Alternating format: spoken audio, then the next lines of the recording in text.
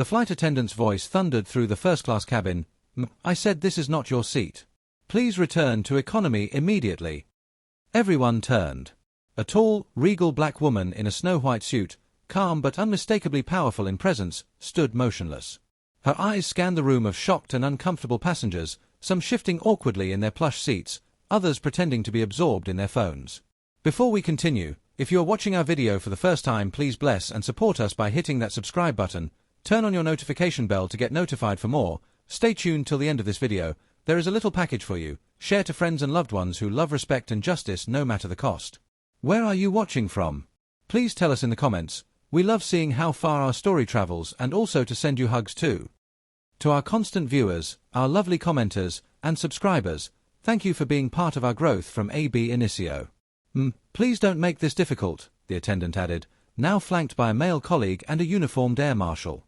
The woman didn't budge.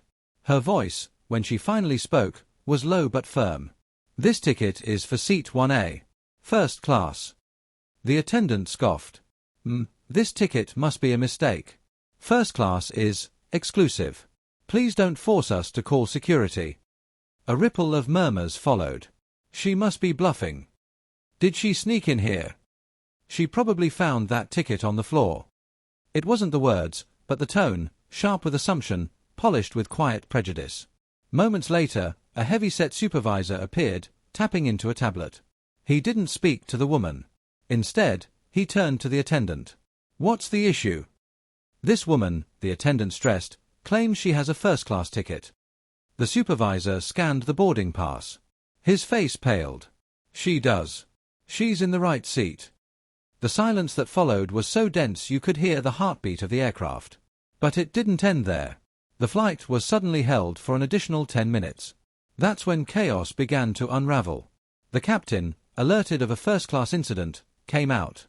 An older man with salt and pepper hair, he looked around, confusion etched into his brows. "What is going on here?"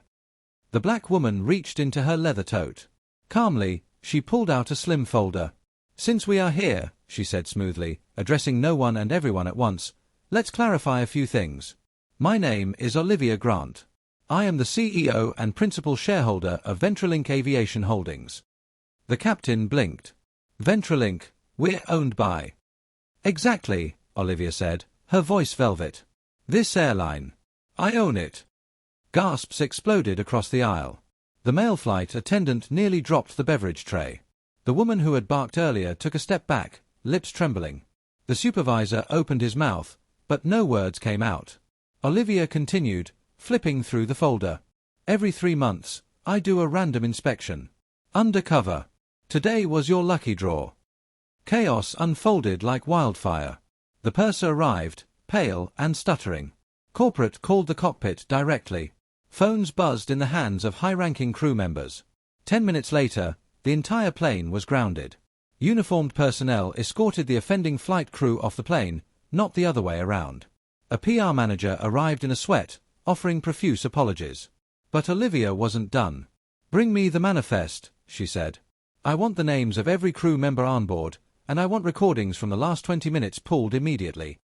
Her calm had the power of a storm brewing beneath ocean stillness. The passengers sat frozen, watching as the hierarchy turned upside down. For the first time, the luxury cabin felt like an exposed theater stage. A young girl in row 1C, no older than 12, looked up at Olivia with wide eyes. "Are you a queen?" she whispered. Olivia smiled faintly. "Something like that." One of the male passengers who had chuckled earlier, now red-faced, leaned forward. "Miss Grant, I apologize. I shouldn't have assumed." "You assumed because the world taught you to," Olivia said. "The problem isn't just personal. It's systemic." Corporate suits started to arrive from the terminal. Her assistant, a young black man named Terence, boarded with a secure tablet and handed her a headset. "The board wants to speak with you immediately." She nodded. "Put them on speaker." Voices echoed from the tablet. "Ms. Grant, we sincerely apologize for this embarrassment. We are deeply ashamed." "Ashamed is not enough," Olivia replied. "I want new training protocols implemented within 2 weeks. DEI audits at every hub. And this crew, off-duty indefinitely pending investigation." The board agreed hastily. But Olivia wasn't finished. And I want this message recorded and played at every gate across all our flights for the next 72 hours. At Ventralink, we value every soul who boards our aircraft. Discrimination of any kind will not be tolerated, from crew or passengers. The tablet beeped with confirmations. It was only then she turned, gently nodding to the captain. Let's fly. As the aircraft lifted into the sky, the energy on board transformed. Passengers leaned forward to listen as Olivia spoke softly to the young girl beside her, mentoring her like a favorite niece. The cabin crew, replaced by a standby team, served respectfully, heads slightly bowed. No one dared look down on anyone for the rest of the flight. And by the time they landed, the story had already gone viral. Livestream clips, covert photos, and TikTok shorts told the story of how a black billionaire CEO taught an airline, and the world, an unforgettable lesson in dignity. She was not angry. She was focused. She didn't shout. She changed policy. She didn't retaliate. She restructured. She didn't demand an apology. She demanded evolution. And in doing so, she reminded a society that respect should not be earned by status or appearance but granted because we all share the same sky. Moral lesson: never judge a person by appearance or assumption. In a world full of noise and quick conclusions, it costs nothing to offer respect, but the lack of it may cost everything. Especially when the person you're disrespecting might just own the very seat you're trying to deny them. This story was humbly crafted and brought to you by Elliot Stories. Catch you on the next one.